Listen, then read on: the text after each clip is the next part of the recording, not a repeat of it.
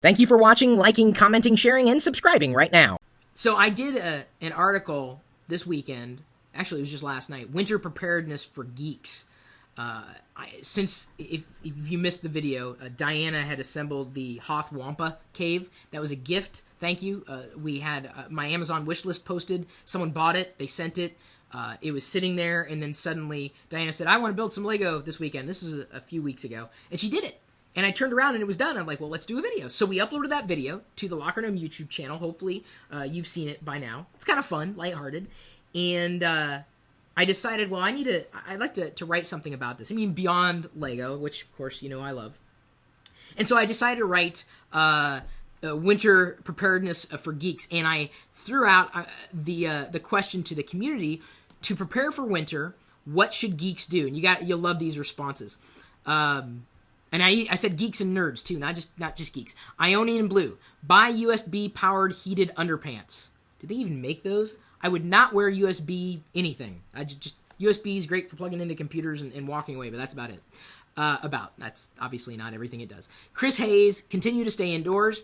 That's a great possibility. I will likely continue to do that. Rich Gilberto: dedicate a Linux box to run a Yule log screensaver. It's a good idea. Gabe Pavelka says uninstall their CPU's cooling fan. Think about that for a second. I don't know if I'd recommend it. I think that was just kind of a jest. Caleb Honeycutt: hibernate. Simple as that. If you have other possibilities, feel free to comment as I roll down the list. Jack Fear says roast Zuckerberg on Google+. See, roast Zuckerberg. Kind of tripped through his name. You know who that is, right? Mark Zuckerberg, Facebook. Roast him. Brian Omv said stock up on Hot Pockets and Xena tapes. Does anybody still watch Xena? Jorge Cerda says get tons of ramen and make sure to pay the internet and Netflix bills. Nicholas Roberts says continue to live out their entire existence indoors. Joe Bolin says buy a fuzzy Logic coat. How's that for geeky?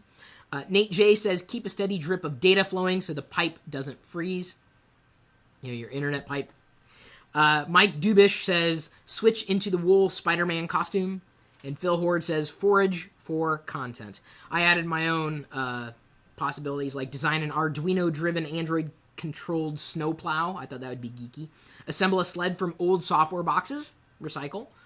Collect dead batteries to use for constructing action figure dioramas. Study semaphore in case power lines are iced over and fallen. I thought that would be important. Train your dogs to play werewolf. You ever play werewolf? Hopefully you never get sucked into that. Either way, I decided to extend the article, beyond having fun with it, into more serious things that you can do related to technology and making your world a safer one. It's important to be prepared for winter. And this is one of the reasons why I wanted to get the word out there. Like I said, stock up on extra batteries.